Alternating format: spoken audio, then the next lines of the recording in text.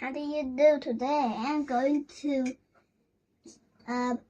explain math of primary 1. Let's start.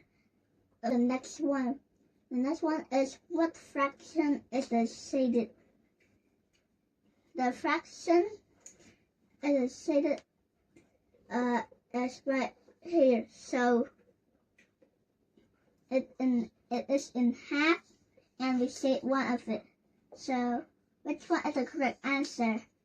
So let me show you the correct answer. The correct answer is A, because A, right here we have only one rectangle right here. So, and then a half of 2. We shade right here 1.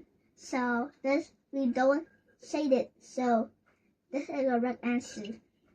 For listening to my explaining about math of primary 1.